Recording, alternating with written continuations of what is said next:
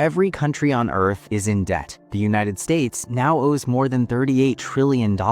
Europe carries tens of trillions more. Japan's debt is larger than its entire economy. Even countries rich in oil, manufacturing, or exports owe massive sums. This raises a simple but uncomfortable question. If everyone owes money, who is actually being paid? At first glance, global debt feels like a mistake, like something has gone terribly wrong.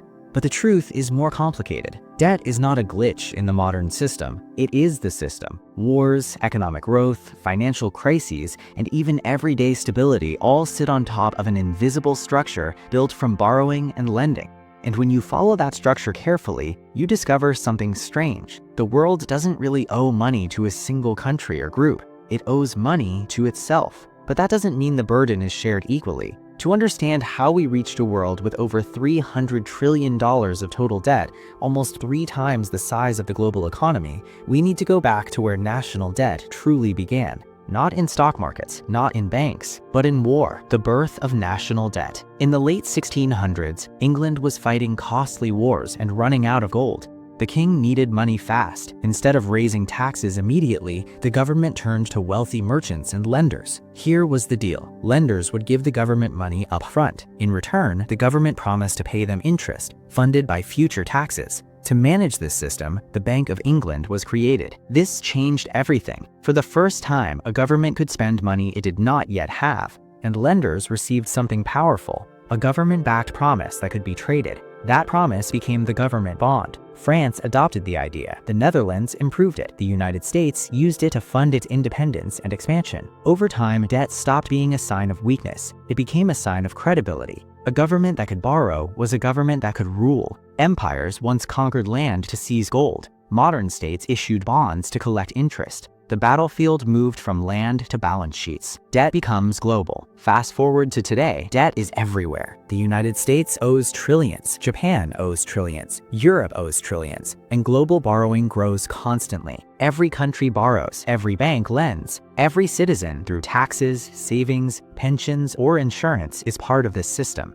Most people imagine debt as something owed between countries, but that's only part of the story. Let's take the United States as an example. Out of its total debt, a large portion is owed not to foreign countries, but to Americans themselves.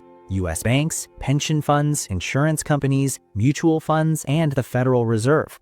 Foreign countries like Japan and China do hold US debt, but it's a relatively small share. So when people say America owes China, they're only seeing a small piece of the picture. In reality, most US debt is a loop. The government issues bonds, institutions buy them, the central bank often buys them too. Taxes help pay interest, which flows back into retirement accounts and savings accounts. The debt exists, but it mostly circulates inside the same system.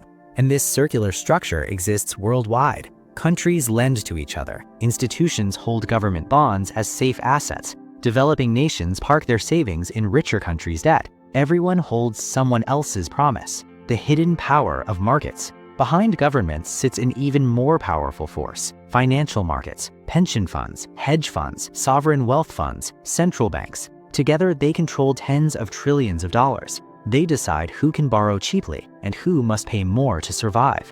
When markets lose confidence, currencies fall, governments collapse, entire economies can be reshaped overnight. Elections choose leaders, markets decide stability, and at the center of it all sits the central bank. Central banks don't just manage money, they create it. When a central bank buys government debt, it creates new currency in exchange. One balance sheet's liability becomes another's asset. This reveals a critical truth. There is no such thing as debt-free money. Every dollar, euro, or yen exists because someone owes it. Money itself is a promise. When the system breaks, as long as confidence remains, the system works. But when confidence breaks, reality appears. We've seen this before. In Greece, rising debt led to panic. Bond markets shut down. External institutions stepped in with harsh conditions. In Argentina, repeated defaults destroyed trust.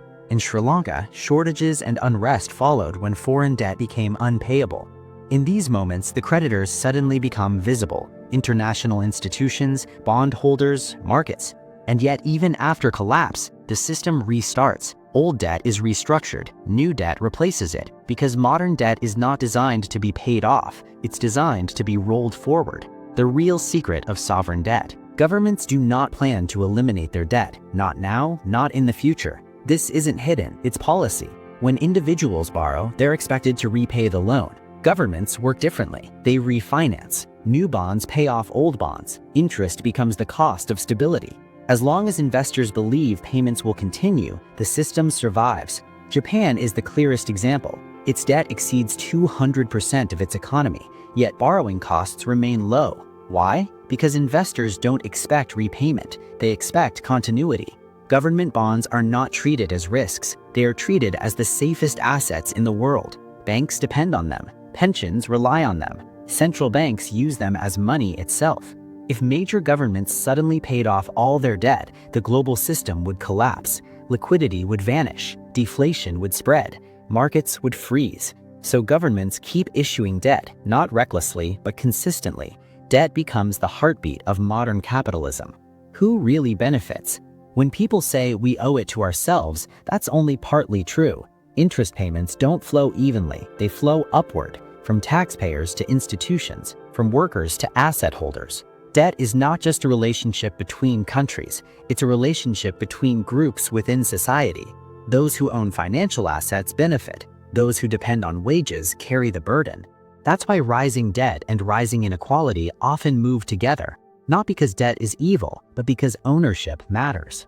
The final reality. So who is the creditor?